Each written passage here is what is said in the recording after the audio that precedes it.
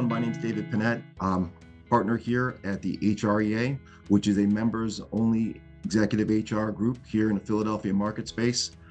Before I do get going, I want to introduce the partners or thank all the partners that are on the call with us today.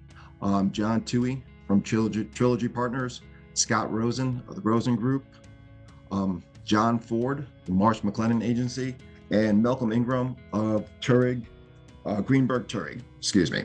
So this morning, we are pleased to have Guy Lebas, Chief Fixed Income Strategist, Head of the Fixed Income at Janney Capital Management, and a special thank you out to Pete Belinsky, VP of HR at Janney and member of the HREA, for helping us to coordinate the resources. So during this morning's webinar and the economic outlook on 2025, if you do have questions, please raise your hand and we will unmute you and he will be happy to field those questions. So with that said, I'd like to turn it over to Guy. Cool. Thanks, David. Good morning, everyone. Nice to be back here again after last year. I admit that the main reason I'm back is that Pete told me he wouldn't approve my personnel reviews unless I actually showed up again. So here I am. Today, somewhat unexpectedly, is Jimmy Carter, former President Jimmy Carter's sort of National Day of Remembrance. I'm just lying in state in Washington, D.C., but I took a few minutes before setting the presentation a little bit earlier this week to understand a little bit more about Jimmy Carter. I was alive when he was president. Granted, I don't remember anything of that time period because I was about yay large. But he's a pretty fascinating person, both before, during, and after his presidency. A couple of things that stuck out to me when I was reading like some more detailed biographies of his. And what he's written over 30 books. It's a lot of books. I think I'm gonna have to pick up a couple today on my Kindle. The financial markets are closed, so it's really quiet. That gives me an excuse, and certainly an improvement over my office books. What Would Skeletor Do? Which is a personal favorite, certainly not Jimmy Carter. And here, I'll pull it from the background. It's in most of my shots. This malevolent canon, the 70 maxims of maximally effective mercenaries. My own personal favorite of those is pillage, then burn, right? The pillaging. But back to Jimmy Carter briefly. So when he was president, he used to somewhat spontaneously teach Sunday school, both in DC and where he lived originally back in Plains, Georgia. And he would give the Secret Service absolute fits because he'd spur the moment and arrange with a pastor to go teach a Sunday school and just disappear into a crowded church, basically, to teach these schools. Anyway, really wonderful person. And although certainly sad to hear of his passing, it's a great day to be able to honor it. All right. So with that said, let me jump into a little bit more of the content today. And I am going to share my screen at this point. Let's see. Now, hopefully, David, if you give me a nod, you should see that that one title slide up. All right, excellent. So my intent today is to spend a few minutes talking about our expectations from Janney's investment strategy group about what the economic outlook is for 2025. Spent a lot of time talking about more labor markets oriented stuff, a little bit more intermediate term. I'm not going to focus on all the detailed charts that we economist types tend to drag through. And I'm going to finish with a little bit of financial market outlook, both from my colleagues at Janney Montgomery Scott's investment strategy group, as well as my own team's bond market and interest rate specific outlook. All right, so here we go. First, a little bit about Janney. Janney was recently acquired by KKR, a private equity firm. But what we do and what we specialize in is providing wealth management services to a wide range of individuals and businesses. So that may mean things in your context like supporting 401k plans and profit sharing plans, or traditional defined benefit and cash balance plans. Much of what we do on a regular basis, however, is helping individuals and families manage their own funds. Right. I promise that's pretty much the end of my advertisement, but since I'm here, I have had to do it. There's a couple of principles here in our investment strategy group. My own boss, Mark Lascini, who's chief investment strategist and head of Janney Capital Management. Mark spends a lot of time really with the equity markets, the valuations in the equity markets. My role as the other principal of the investment strategy group is to provide a little bit more detailed economic discussion, particularly when it comes to inflation. That's kind of where my economic background specializes in, and the statistical breakdowns of inflation. Something that was super important a couple of years ago isn't as important today. But where I sort of earn my day-to-day, if you will, is in managing investment portfolios for clients that involve individual bonds. We have a small team here that specializes in that, and I'm very proud of the job that we do as a group. All right. So I come to you with an economist hat on, and I gotta say, it's not exactly the most trusted profession. A couple of headlines here, a couple of journal articles. My favorite in the lower right there is a recent piece from the Financial Times a couple of weeks ago. Is economics, the profession, in need of trust busting?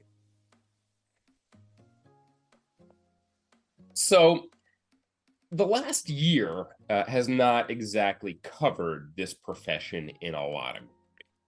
Why not? We're in sort of a weird economic times. Traditionally, from, call it, the post-Civil War era, so like the 1860s, all the way up to the early 2000s, the US economy tended to trend in cycles.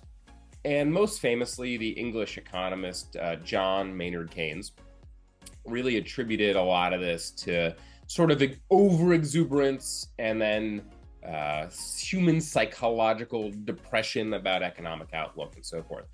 Incidentally, Winston Churchill once commented about economists. Anytime I have an economist in the room, I'm guaranteed to have two opinions, unless it's Lord Keynes, in which case I will certainly have three. But the reality of the economics profession in the last couple of years has shifted a lot, in that those traditional cycles that dominated the ups and downs of the economy and the financial markets really kind of disappeared weirdly in the post-COVID era. And that's thrown a lot of our profession for a bit of a loop, and it's meant that we've been wrong in aggregate quite a bit. If you had asked me 2 years ago what the probability, and we have statistical models which are designed to try to evaluate this, the probability of a recession was, I would have told you about 70%, right? Which is roughly about as high as our statistical models go to evaluate this. And I would have been dead wrong for all of that 2-year period. And it's not just me. I might be wronger than the average economist out there, but the reality is the profession has been horrifically wrong about first this big spike in inflation, and then frankly about the big recovery and strength in economic activity over the course of the last couple of years. So with that little dose of humility in mind, let me bring you to what we're thinking about for economic data today and what it's likely to look like over the course of the next 12 months. Excuse me, I'm clearly still caffeinating. As I mentioned, of course, today is a day of remembrance. Our financial markets are closed, and that gives me an excuse to be a little bit slower today than my typical. All right. So I'm going to start with something called GDP, right? There's lots of different ways to measure the economy. GDP is kind of the sum of all that stuff. Stands for gross domestic product. It's a measure of everything we put out in these United States. We measure it after inflation, typically, right? And over the last, call it 20 years, the average growth rate of the economy after inflation has been right around 2%. And what's really remarkable, and it's not maybe quite as obvious from this light blue line here, is that economic growth post-pandemic has been averaging higher than it was pre-pandemic. Why? There's a lot of guesses as to why. but there's really some cool, positive stuff going on underneath the surface.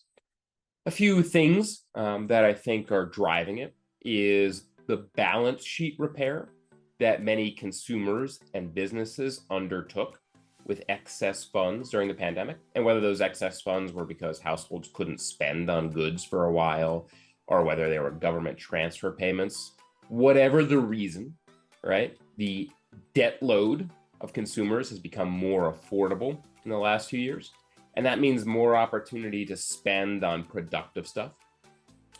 Maybe it means a little bit more investment in technology. I'm going to go into that in a minute. But regardless of the reason, economic growth has been trending a little bit above where it was pre-pandemic in the last 4 years. And that's a good thing.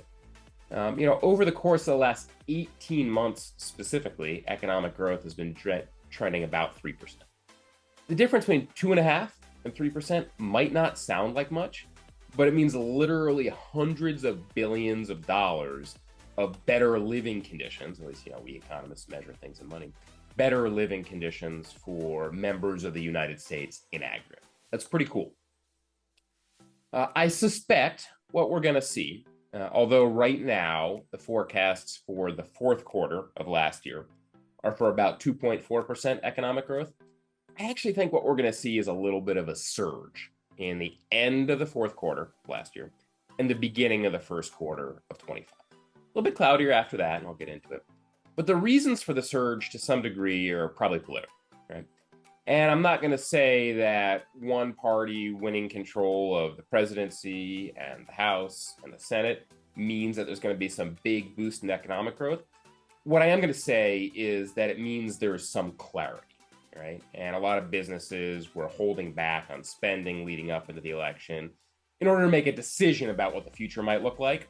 Regardless of what that future, that election was, that's probably going to unleash a little bit of a wave of spending the end of 24 and the beginning of 25.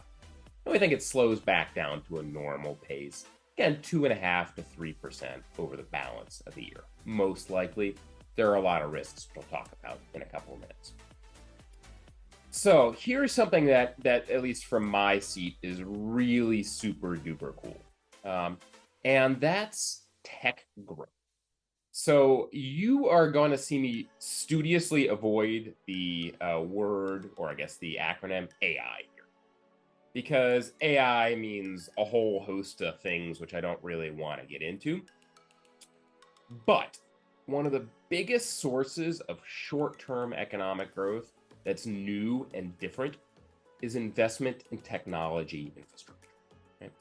So on the right of your screen, you've got a chart of year by year of estimated investment in data centers. This is across the globe.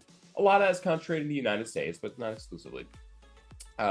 And so this scale here goes from around $175 billion in 2021 to an estimated roughly $500 billion of global investment in data centers, right? So that's, to call it 3xing in 4 or 5 years. It's been a really, really remarkable increase in demand for these data centers. And, we're talking here on Zoom. Zoom is a huge user of data centers, right? The pipes that I'm using to send you my image and these slides and my video, they require a lot of stuff. It's not just that, it goes beyond that. But I think one thing that's really understated about this economic growth and this potential is it's not just people buying chips from NVIDIA, servers from Dell. It's all the way up to electricity. A favorite French economist of mine, René Anejo, he said a few years back, it's not a productivity boom until you start running out of electricity. I'm really fond of that phrase. And, it's not like we're facing brownouts or anything in at least the eastern part of the United States right now. But there is a huge increase in demand for electricity related to the expansion of data centers. I think we're understating the value of things like that. Round numbers, energy use for data center is going up 10% year over year. So essentially, utilities, they plan for a 10 or a 20, a 30-year growth in energy. And generally, that energy has been flatlining for a while. So most utilities, companies like Dominion in Virginia, Exelon up here in the Philadelphia area, all the way out to Xcel Energy out in the Midwest, they've essentially planned for flat energy growth. And all of a sudden, energy growth is going up 10% year over year demand. That is a huge, and I cannot overstate this enough, huge increase in demand for electricity. Building new power plants, investment like this is really productive for long-term economic growth. So if I can leave you with one thing today, it's a source of optimism, not just for the NVIDIAs of the world and the chip investment and so forth, but the infrastructure demand which this is really creating. Couple of highlights here. I picked on Dominion. Why did I pick on Dominion? Well, because they're in the Washington, D.C. area, and a huge amount of the increase in data center demand is associated with increases in government demand and government contractor demand. So they're seeing a big uptick in energy expectations. Duke, which is a nationwide, generally from the Carolinas out to Ohio, but other places as well, similar story. You may have read over the years about a big increase in Intel's investment in Ohio for chip power plant expansion. Duke Energy has to be able to finance and provide energy for that.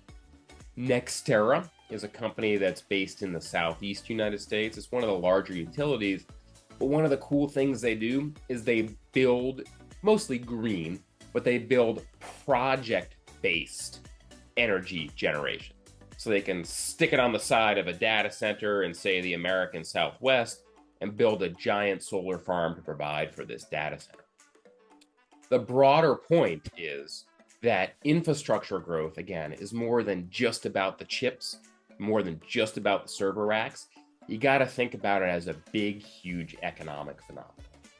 And if there's one thing, again, I'm going to leave you with today, it's that there's a really huge source of optimism about intermediate term economic growth from the infrastructure investment and expansion here. Because not only does it mean dollars today, it means that our activities in 2026 and 2027 and 2028, they're marginally more productive. Each dollar generates more and more economic activity, and we could see economic growth really sustain a lot longer than the typical Keynesian in and out cycle, the boom and bust cycle that's been so prominent for the last, say, century and a half of US economics. All right, I'm going to switch gears from optimism to, I don't know what the right phrase is here, but we'll call it neutrality. As excited as I can be about technology and energy infrastructure, the reality is that consumer spending here in the United States is still round numbers about 70% of economic activity. That's pretty rare around the world. I like to joke that the American eater is unbroken. Very much true if you've seen Chipotle's revenues recently. But the reality is it's the American consumer more broadly, not just the eater. So this is a chart that I actually shared almost identically, granted with an extra year's worth of data last time around. And let me describe what it represents. This dotted blue line here is the trend growth rate of consumer incomes over the last, it actually goes back about 20 years, that slope of that line is over 20 years, but you can see this chart over that period as well. What we've seen is that, we had a big dip in consumer incomes during the global financial crisis, not surprisingly, as layoffs were high and so forth. It resumed to the trend growth rate. And then in 20 and 21, we had these big spikes, essentially from transfer payments. But even since then, the rate of consumer income growth has accelerated, right? And what's going on there?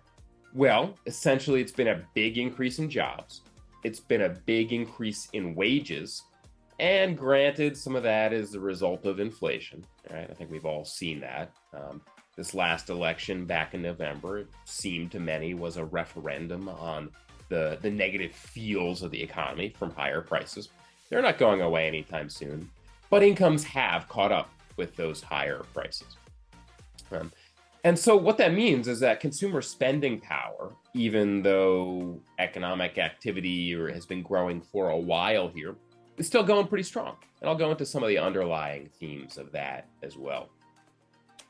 Now, I like to joke about the divergences in the next sort of point I want to mention between Fox News and we'll call it CNN.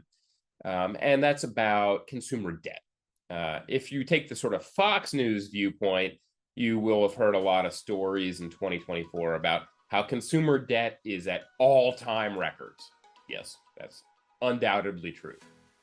But consumer incomes are also at all-time records. If you take the CNN side of that story from 2024, it's that the ratio of incomes to debt is actually quite low. And you can see that in the red line on this chart here, which refers to the right scale. It's that consumer debt in aggregate, that includes mortgages, car payments, credit card payments, it's taking up a little under 10% of consumer incomes. Like intuitively, that might seem like a lot, but it's way down from the 12, 13, 14% that was prominent in the 90s and early 2000s. So overall, the consumer's in pretty good shape. Always going to be counterexamples to that, but overall, it's definitely the story. Why is the consumer in good shape? Well, again, a lot of the repair and the balance sheet fixes happened in 20 and 21 from big increases in transfer payments from the government. But intermediate term, it's all about the jobs markets, right? And this is where y'all come in and where I'm going to spend a few minutes more time than I usually do in these discussions because, well, go figure, the HR profession is involved in the jobs market. That's what y'all are supposed to be doing. Post-pandemic, we had a big increase in, you have to forgive me. I just realized the scale is off for some reason on this chart. This chart starts in very late 20. It's not obvious here. So this is like December 2020. Anyway, so we had a big bounce back after the pandemic and the unemployment rate in this red line fell pretty precipitously. Then call it in early 21 or so, the path of job stuff started to normalize. And you can see in this dotted blue line again, which I've used to represent trend, the job growth, the monthly increase in the number of payrolls in the US economy, it slowed, right? We were running at an average immediately post-pandemic, sort of 300,000 to 400,000 job growth per month. And that's decelerated to a 6-month average of about 160,000, right? So it's a lot lower, but, frankly, the damage of the pandemic, job losses have been repaired, so you'd expect job growth to be a little bit lower. In an average month, the domestic labor force here in the United States grows by about 80,000, right? It's not a straight line, it's kind of lumpy. For example, in May and June of every year, a bunch of college students graduate and that number goes really high. In September, it tends to decrease as people go into school. But on average, it's about 80,000 a month. So we're producing materially more jobs at 160,000 average than people are coming into the labor force, again, domestically. I keep saying domestically because I'm going to touch on immigration in a moment. What this says to me is that the labor market is definitely slowing to what I think of as a steady state, right? At some point in the labor markets, you can't have all those repair, rehiring jobs that were lost during the pandemic because those jobs are all filled. At the same time, this steady state growth rate also tells a very different story than I was talking about this time last year. Because this time last year, and I'm sure many of you remember it all too well, there was still the really, I'm not sure what the way to describe this, but the sort of generationally profound experience.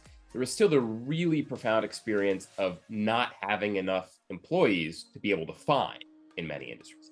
And that problem has kind of gone away as the pace of jobs growth has declined. We sort of reached a steady state, a little bit of a balance between those two. All right. So I pointed out this red line, the unemployment rate had been falling. And we actually had a notable kind of scare. Now, it's subtle in the line here, but we had an uptick in the unemployment rate from the very high threes to the low 4%. And over the late summer into early fall, that created something of a scare in the labor markets. I think that was more of a one-time or two-time blip in the measured data rather than anything more meaningful.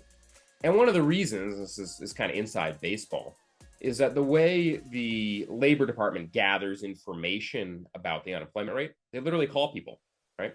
I don't know if anybody on this line has gotten a survey. I never have.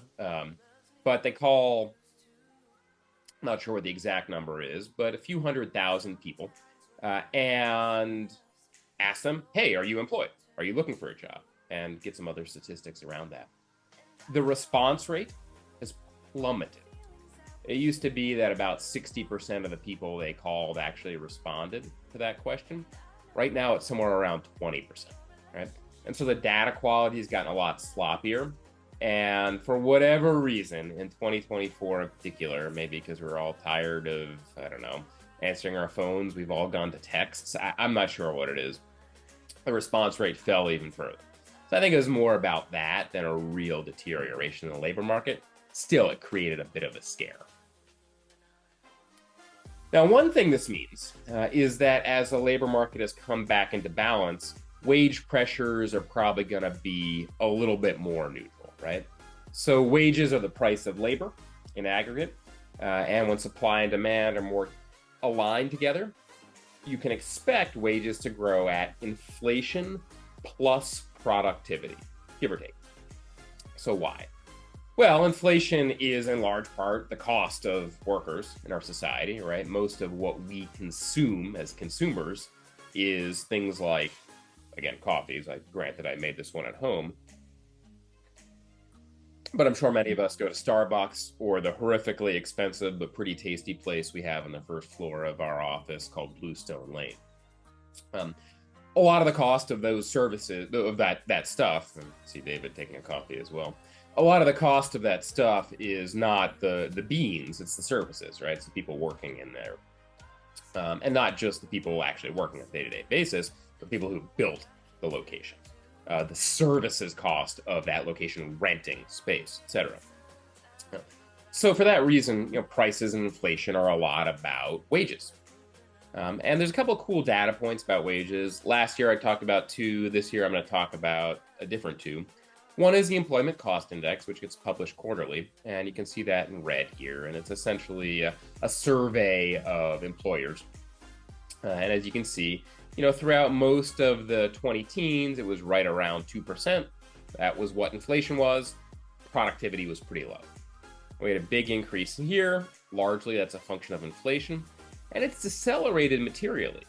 Over the last 12 months, wage growth, as according to the Employment Cost Index, was running a little north of 3%. That's still a lot above that 2% average, right? Inflation has decelerated, but worker productivity has actually gone up. So it's not surprising to see workers in aggregate paid more because firms are in aggregate making more money per worker. They can pay their workers more as part of that payout. Now, the other index I want to touch on is the Atlanta Fed's wage growth tracker. And this is kind of a cool index. It's something called a paired index, meaning that essentially they survey the same group of people each year. It's not literally the same, but it's statistically the same group of people and ask them, hey, how much of your wage is going up? And they do this with data rather than actually phone calls. So it kind of gives an idea of what wages are in place for people who are employed in the same job year after year. And you can see this is running at north of a 4% rate right now. Now, it's granted down a bunch from that super inflationary period about 2 years ago or so, but it's still noting pretty high productivity or implying pretty high productivity because, again, in aggregate, wages for people who are employed in the same job are going up about 4.5% year on year right now. All right. So I'm going to shift gears a little bit and talk about something that I admit is politically kind of contentious. I said that the election back in November was a lot about prices and inflation and bad economic feels. Part of it was about immigration. And I don't think you have to go beyond a few headlines from October or November to recognize that. Depending on your personal political position, those headlines were absolutely ridiculous or pretty normal and something to be fearful about. All right. I'm going to forget about the politics and just focus on some of the economic stuffs as part of immigration and the workforce specifically. Now, the charts that I presented in prior slides, they were broadly available data published by various government entities for the most part. When it comes to the integration of immigration with economic data, there's not as much detail, unfortunately. So what I've had to rely on is a handful of academic papers from economists that provide some data on the topic. And there's one in particular that I like, produced by somebody at the Kansas City Fed that's pretty recent. It was published in late 2024, that provides a breakdown of this stuff.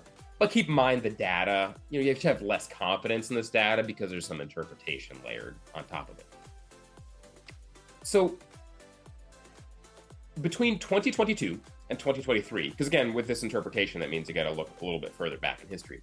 But between those 2 years, in which there was a big increase in the number of people employed in the United States, about, in round numbers, 7.8 million increase in jobs in that period, about 4 million of those 7.8 million appear to have been foreign-born workers. Right? So another way to think about that is immigration accounted for 55% of the increase in employees in 2022 and 2023. And this paper in particular, this is one reason I like it, it didn't just grab this data on a high-level basis. It used some statistical techniques to identify industries and regions that had more immigration, or I should say more emigration, I think that's the way it goes. Well, anyway, had more foreign-born workers, and identified the wage pressures about those industries as well as employment gains in those industries. So let me just go back one slide as well. Wage growth is normalizing, right, to that kind of 4.5% level for people who are in their same job year on year. And the labor markets are normalizing to, 150-ish or so thousand increase in jobs, with, in many industries, decent availability of employees, right? So supply and demand are coming into balance. And avert your eyes while I zip through again, so you don't blind yourself. A lot of that, statistically speaking, is the result of immigrants, right? And so immigration has played a really important role in neutralizing supply and demand and reducing wage pressures within the employment sector.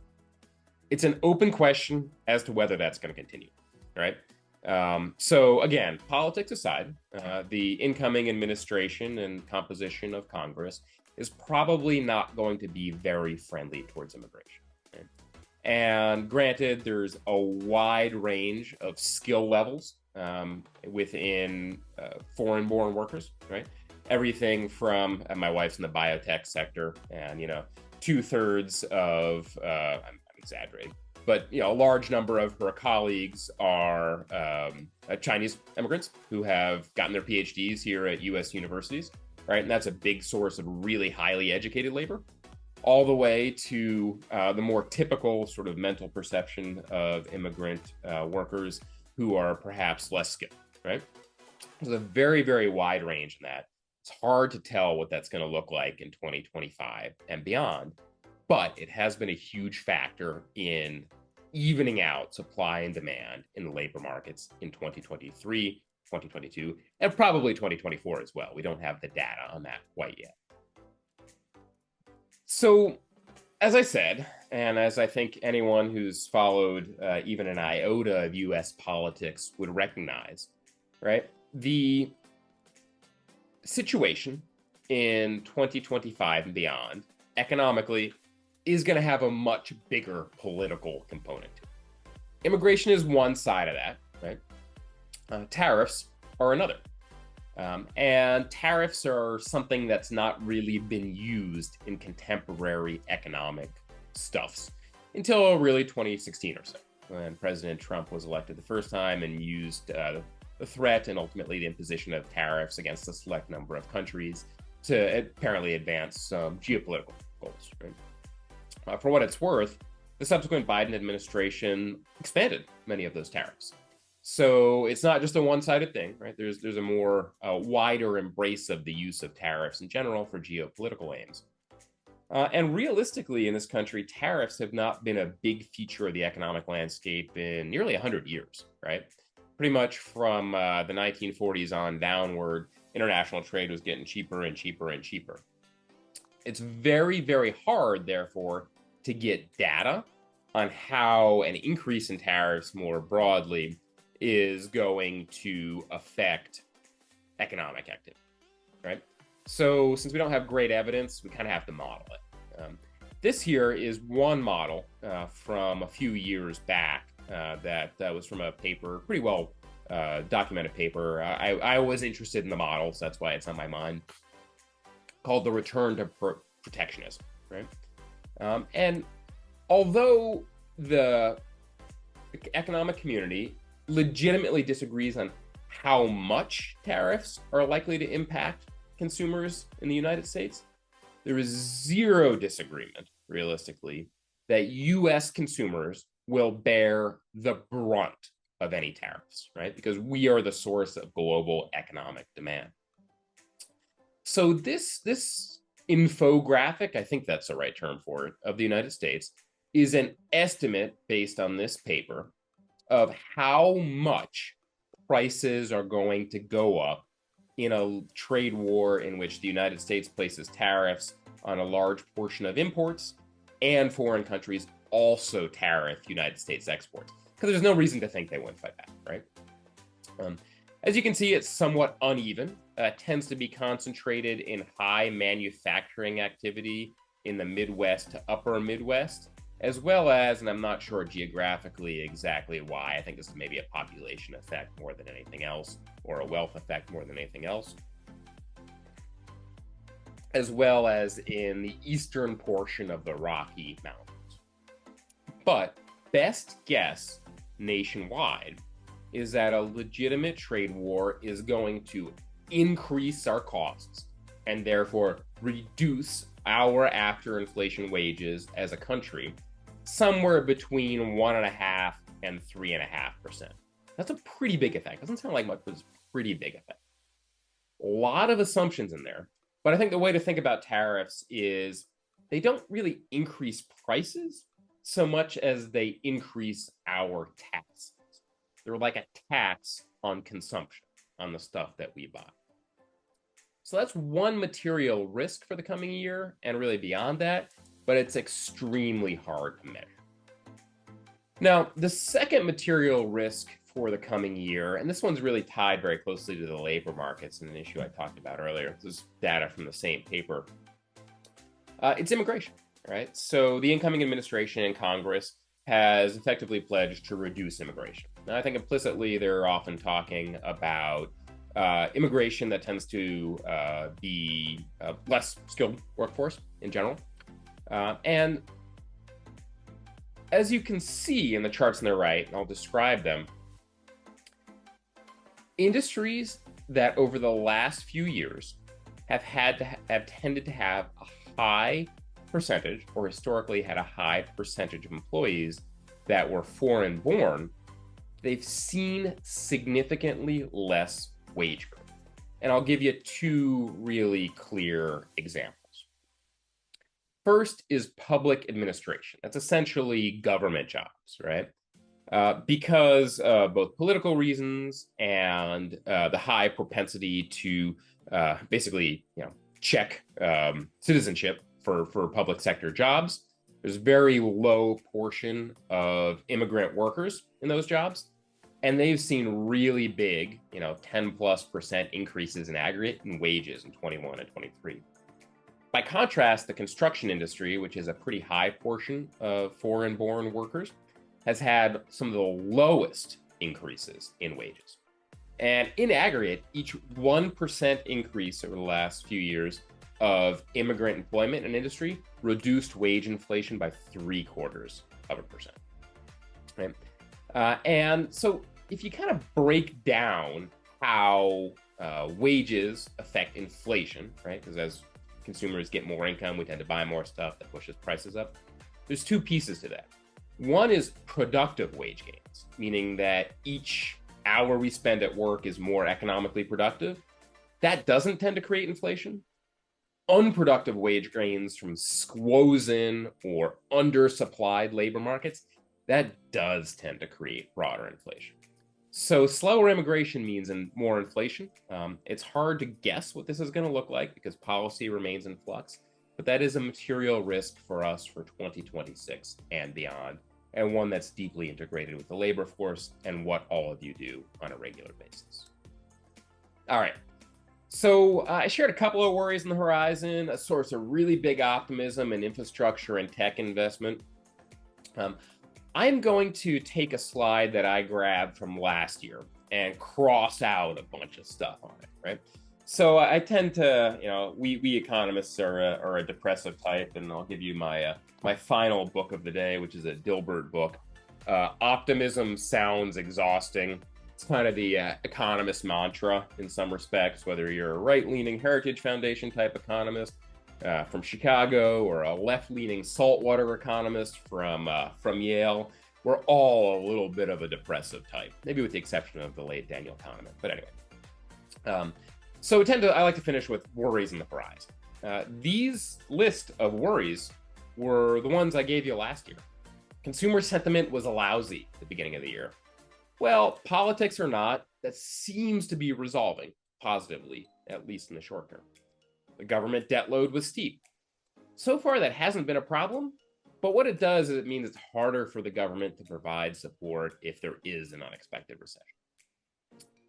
Policy from the Federal Reserve will be no help in a downturn in an inflationary environment. That's no longer an issue.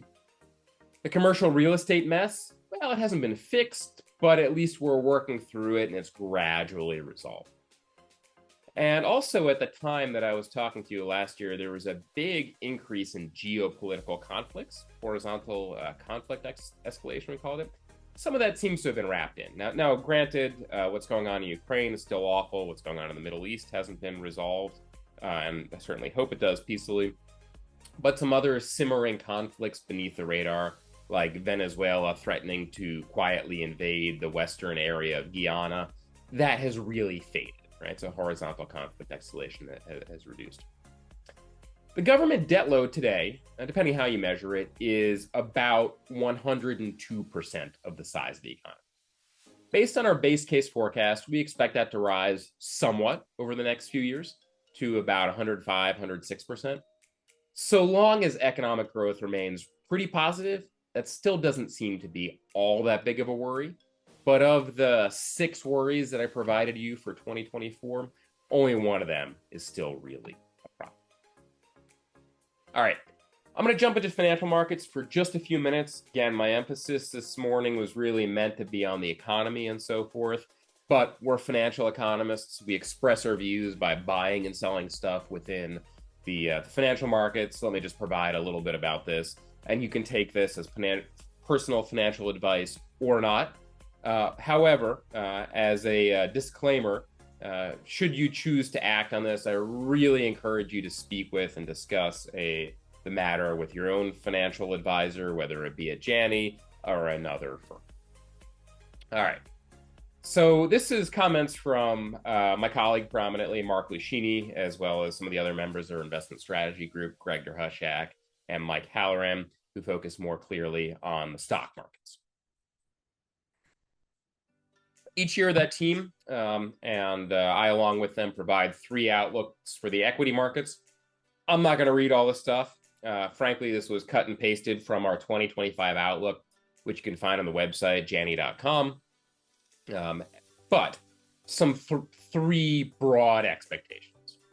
Our most optimistic view, which Mark and colleagues put a 15%, so 1 in 6 chance on, is that the S&P 500 rises from its current level of about 6,000 to about 7,000 at the end of the year.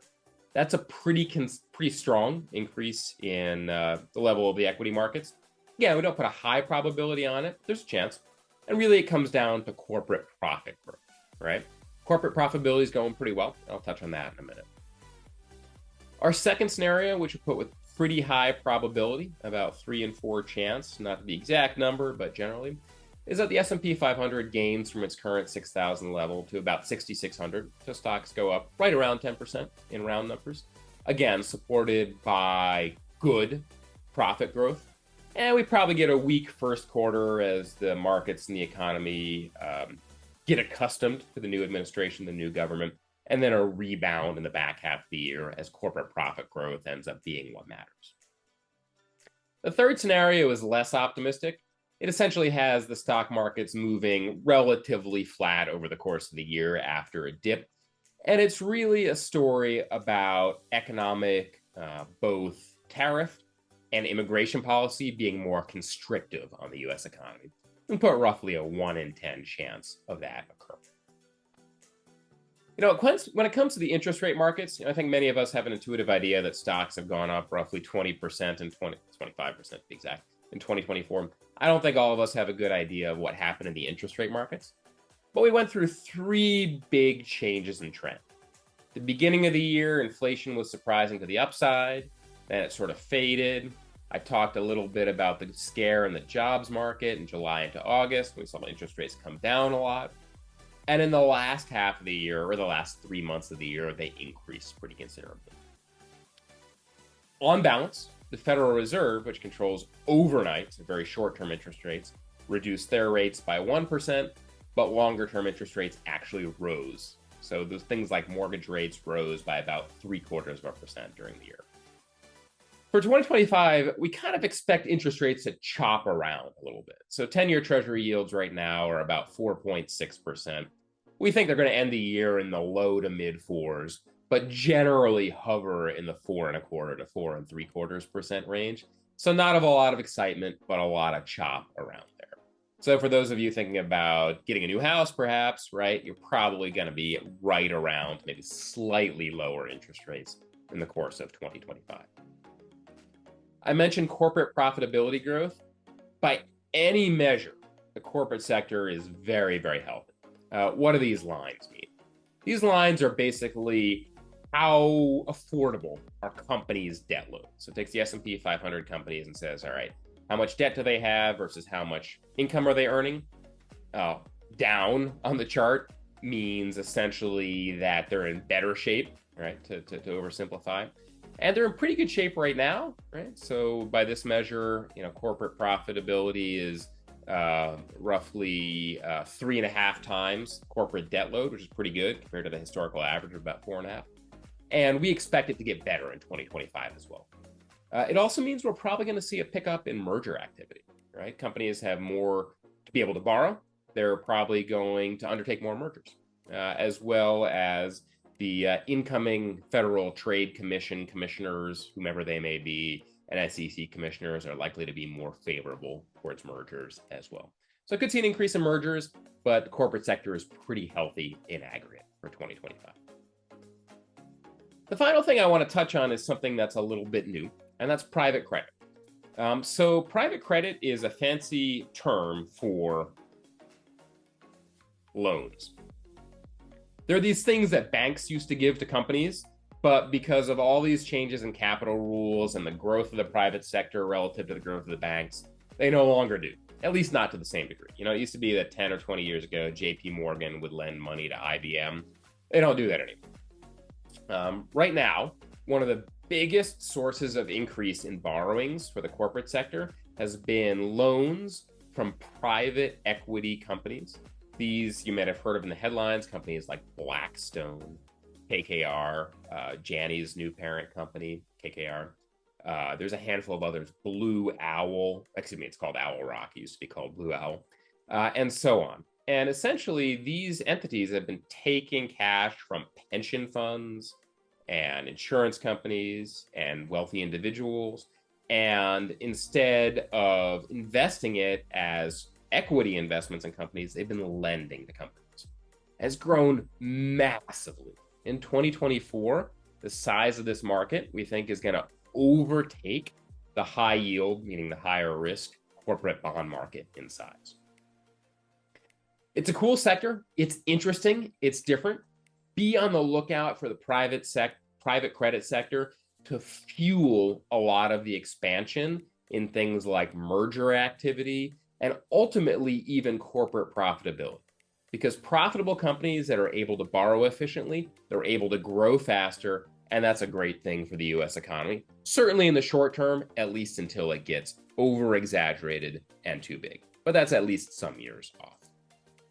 All right. As I mentioned, our 2025 outlook is available on www.janney.com. We make it pretty easy to find from the homepage. That outlook goes over some of the economic things I discussed, but to reiterate just a couple of them. Number one, in the short term, we've got a great boost forward in economic activity from tech infrastructure investment that goes all the way up to energy expansion. Number two, the consumer seems to be doing pretty well. Some risks on the horizon, however. We've got the potential for tariffs to act as a tax on consumers. And we have the potential from reduced immigration to create some wage inflation pressure, though realistically, that's more like a 2026 to 2027 problem, not a 2025. We have the opportunity for a few minutes worth of questions. I've gone longer than I meant to, I'm afraid. I think my comments about the 70 maxims of maximally effective mercenaries and Jimmy Carter and honoring a couple pieces of his history taken me more than I meant to today. I do have to display our comprehensive disclosures as a policy, but in the meantime, I'm happy to address any questions that you may have, which I think you can enter in the chat box. I'm not terribly familiar with Zoom, so I may ask David to kindly refer those questions if there are some. Yes, we have a question here from an anonymous attendee. Will the growth of private equity affect return on bonds and bond funds like ETFs?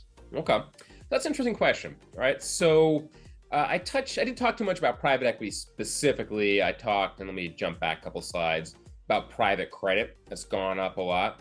So private credit loans tend to be floating rate loans, meaning that they are at an interest rate that's overnight interest rates plus a little bit of a margin. So for example, overnight interest rates right now are, we'll average, call it 4% during the year, right? And then maybe there's a 3% margin. So the income generated by those short-term private loans might be 7%. That's a 4% overnight interest rate plus a 3% margin, 7%. So those interest rates are pretty attractive in the scheme of things. They don't come without risk, right? They're often riskier companies who are borrowing in this respect, who could default on their loans. But that's a decent guess as to what private markets will return in 2025. Public market bonds, they're probably going to return, at least in our guess, about 5%. Okay? Granted, that comes with somewhat less risk, right? If you're lending to the US government, that has less risk than lending to a private corporation overall. And we think it returns in that public bond markets are going to be about 5%. These are all before taxes. What that probably translates to in the private equity markets, because they essentially have to pay out borrowing costs and they have some leverage. Corporate profitability growth is probably going to be good. Lending rates are a little bit high. That should mean lower double-digit returns, like lower, 10 to 12% returns for private equity.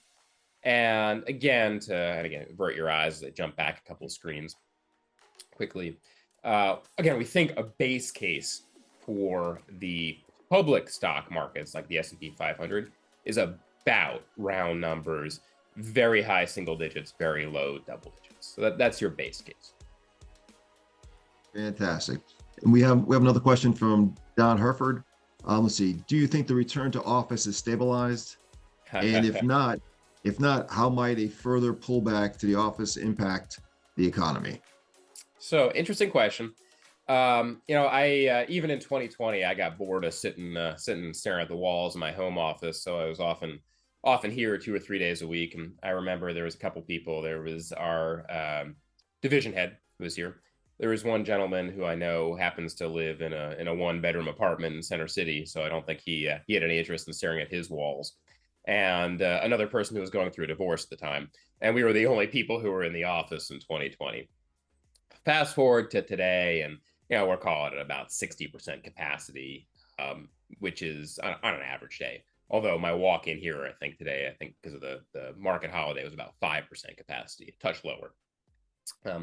Yesterday, JD, that's my affectionate nickname for Jamie Dimon, the CEO of JP Morgan, the largest bank in the world, strongly hinted / leaked that JPM was going to require 5 days in office, even for employees that pre-pandemic weren't required to be 5 days in office. So there's, sort of drifting in that direction. I think, frankly, the equilibrium is going to end up as somewhere around 60-ish% of office-based companies, not like, in-person service-based companies, but 60-ish% of office-based companies are going to end up hiring. That seems to be about the number. And of the balance, it looks like about 30% are going to be absolute full-time, apparently, like JP Morgan. I was talking to one of my kids' friends' parents yesterday, and she was griping about having to commute down to Delaware for JP now, which I totally get. People move, people change. And I would guess about 10% of companies are going to be completely remote. There's rough numbers. And there's about 2 to 3% of companies pre-pandemic were completely remote. So that's a big increase, right? That's 3x over that period.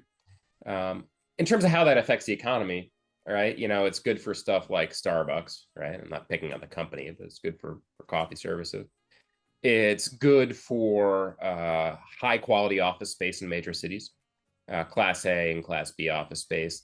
The Class C office space has pretty much all been written down, and a lot of that's going away / I'm not really sure what that's going to look like in 10 years from now. So those are kind of the downsides there. But I think we've reached an equilibrium, whereas the return to office is mostly even. I don't think it's going to generate that much more economic activity in the short term. Perfect. Fantastic. Well, at this point, we're coming up on time. So again, I'd like to really, Guy, thank you.